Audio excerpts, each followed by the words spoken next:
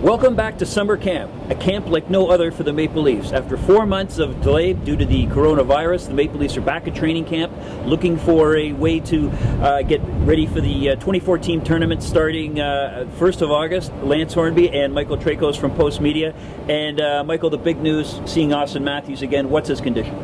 Yeah, well, he confirmed that he had COVID-19. He was off for 2.5 weeks. He contracted it while playing in Arizona. He can't pinpoint where he exactly got it. Could have been on the ice, could have been going to the grocery store.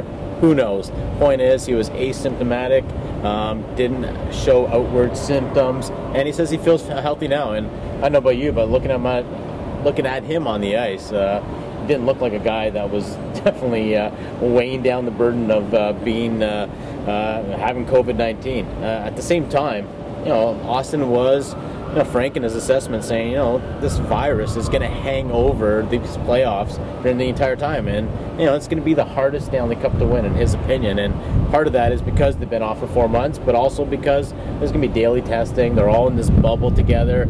There's outward challenges that we've just never seen before. To your point about how Matthews is playing, I thought Matthews, Nylander, Mitch Marner, and certainly the young kid named Nick Robertson all looked pretty spry out there today. It looked like they have been practicing, of course, on their own, but for the first day of camp, when you've been off that long, and given what's at stake, I thought there was some pretty good effort out there today. Yeah, and a lot's going to be made about the line combinations. We saw William Nylander and Zach Hyman playing with Austin Matthews. We'll see if that stays true. On the second line, we saw Tavares with Mitch Marner and Ilya Mikheyev. Again, we'll see if that that combination stays true as well. But there's a ton of options. I mean, you mentioned it. Nick Robertson's one of them. A lot of American Hockey League players are with the team right now.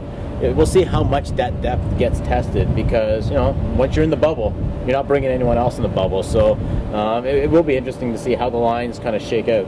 Well, the Maple Leafs are very happy to be back in a training camp environment, even if everyone's wearing masks and they can't see the media during their press conferences. And it's great for the media to be back here as well. From the Ford Performance Center, Lance Hornby and Mike Trakos from Post Media.